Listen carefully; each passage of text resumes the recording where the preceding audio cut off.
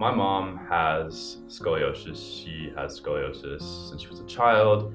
I believe when she was around 16 or so, she had spinal fusion done. And at that point, it was significantly worse as a procedure than it is now, but it was still sort of the same idea.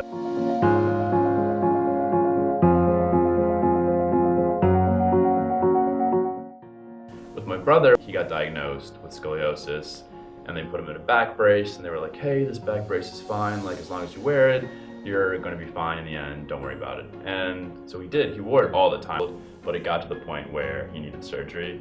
And so he was a star athlete in high school. He had sort of a great athletic career ahead of him on top of his academic career.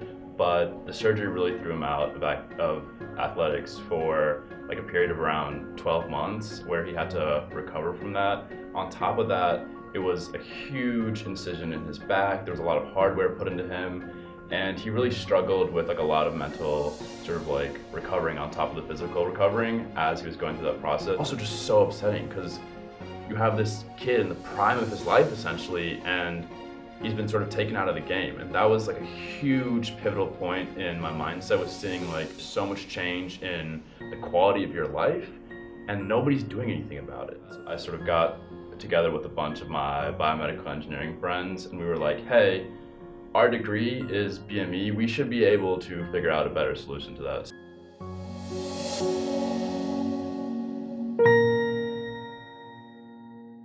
My name is Alexander Singh. I'm a fourth year biomedical engineering major and I'm CEO of Minimally Invasive Spinal Technology.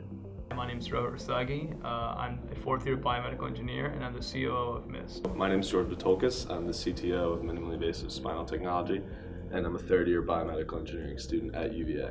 So my name is Eric Talagani. I'm a fourth year biomedical engineering student, and with MIST, I'm the senior research manager. Scoliosis is a sideways curvature of the spine. A lot of times your spine will look like an S or a C. So AIS is adolescent idiopathic scoliosis. So adolescent, it affects people within the ages of 11 to 17. And idiopathic means that the cause of the disease is unknown. So at MIST, we're developing two things. We're developing hardware to treat adolescent idiopathic scoliosis, which is an early curvature of the spine inside kids. We're developing an implant which applies asymmetric forces in the spine to counteract scoliosis, leading a more minimally invasive approach that leads to less pain and faster recovery and less fusion. Our software is a predictive model that actually predicts scoliosis over time, so surgeons can accurately see which patients need surgery and not.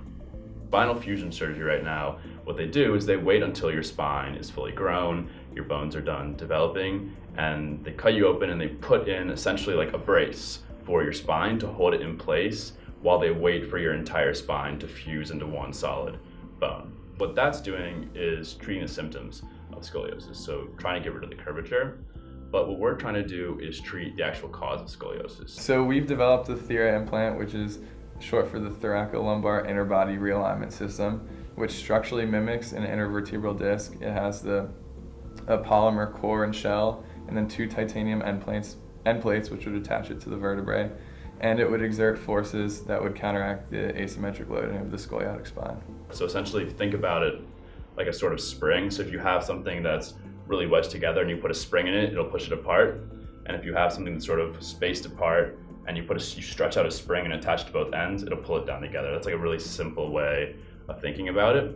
And then because of research that's been done in the field, we know that those forces from one vertebra can extend to the next one. And so that's how we can treat scoliosis with one or two or maybe three of these implants rather than putting in multiple implants down the spine or fusing the entire spine together. So what we're hoping to do is implant this device into an adolescent who will develop or is already developing scoliosis. Implant it early and watch the correction happen over the growth of the individual. The way we think about it at MIST is that every day 104 children undergo spinal fusion in the United States for scoliosis. What we really believe in at MIST is creating patient-centered technology that really works for the individual patient so that they're getting the best treatment they can get. And so that's where things like our software package come in, because we can measure the exact amount of force that we need to apply to correct their curvature, and we can create them a specific implant. So right now we're patent pending. We're going to be filing for our full patent in August on the device. We're hoping that, I think the process normally takes around 2 to 3 years to get back a full patent and get that approved. So we're hoping that in 3 years' time, we'll have at least those 2 patents under our belt. I think that the ability to take a small idea and turn it into a product is so rewarding in the end if it works out, that really drives me personally. And I think it's the same for our team, that we're very driven by this passion to sort of help children and defeat, so to speak, scoliosis. I think being a friend and running a business with someone go hand in hand. You're constantly working with them or constantly hanging out. And it's the same thing with the co-founder. The co-founder has to be your friend because the same thing. You work with them all the time. You're constantly bouncing ideas off each other. And Alex and I are really, really good friends.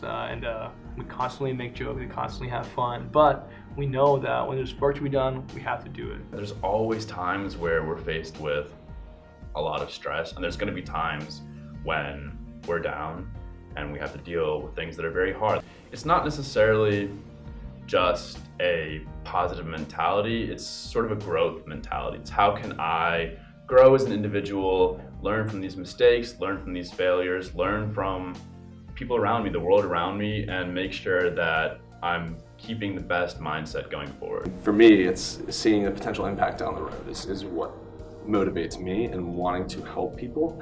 And I think that I'll tell you that we've gotten a couple responses through our website, being contact us at this email or whatever. And we've gotten a couple parents who've inquired about our project, being like, hey, my daughter has a severe scoliosis. I think this would be better for her than going through expensive, harsh spinal fusion surgery. And I think that seeing that interest and being able to be like, these people could be interested and could help them, I think that that's been very gratifying and very, rewarding. It's all about doing the most good.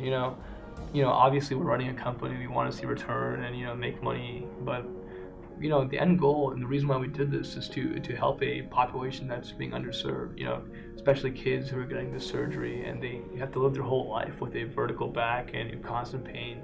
The end goal is just to help people. We've learned so many life skills through the entrepreneurship process. We've learned so many technical skills through the product development process that a lot of this has been developing ourselves as people. And so I think that no matter where the company ends up, we all are very good friends. We will always be very good friends, and we will also just be so much better individuals because of this.